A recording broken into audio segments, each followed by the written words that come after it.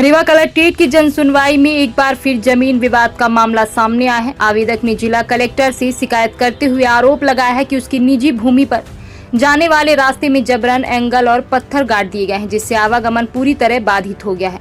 पीड़ित ने मामले में तत्काल जांच और कार्रवाई की मांग की है। रीवा जिले के हुजूर तहसील अंतर्गत ग्राम चिरहटा निवासी संजय मिश्रा ने जिला कलेक्टर को आवेदन सौंपकर बताया कि उनकी निजी भूमि खसरा नंबर 512/2 तक जाने वाले रास्ते पर कथित रूप से जबरन एंगल और पत्थर गाड़ दिए गए हैं।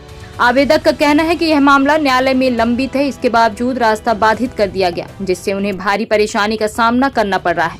आवेदन में यह भी उल्लेख किया गया है कि पूर्व में सीमांकन और नक्शा सुधार को लेकर कई बार कार्रवाई की जा चुकी है, लेकिन अब तक विवाद का स्थायी समाधान नहीं हो सका। पीड़ित ने यह भी आरोप लगाया कि कई बार आवेदन देने के बावजूद सीमांकन की कार्रवाई पूरी नहीं की गई। क्या समस्या लेके रही है? मैं ग्राम चिरहटा से संजय मिश्रा हूँ। राजस्व से संबंधित मेरी शिकायत है।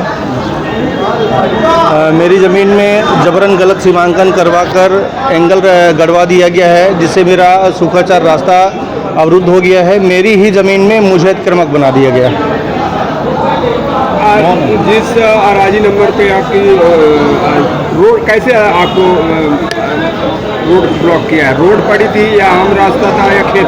मेरी निजी भूमि पर मेरी पैतृक संपत्ति है। 512 उसका मूल नंबर है। 1 एकड़ 38 डिसमिल उसका रकबा है। मेरी मूल पैतृक संपत्ति है और उसी पे मुझे अतिक्रमक बना दिया गया है। मेरी निजी भूमि पे एंगल गाड़ के मेरे निजी रास्ते पे मेरा रास्ता ब्लॉक कर दिया गया है।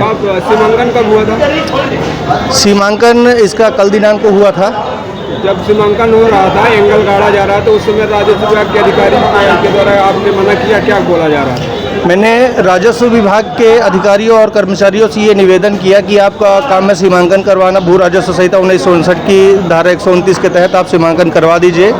उसकी पुष्टि और जांच अभी शेष है, गलत है कि सही है वो राजस्व अधिकारी जो भी होगा निर्णय करेंगे। तो उन्होंने मना किया, उनको पुलिस बल ने भी मना किया, लेकिन जो हमारे प्रतिवादी थे उन्होंने एंगल गाड़ने के लिए बोला कि मैं गाड़ के ही रहूँगा और इनका रास्ता अवरुद्ध करूँगा, ज़बरदस्ती करूँगा। राजस्व विभाग के अधिकारी मना कर रहे थे?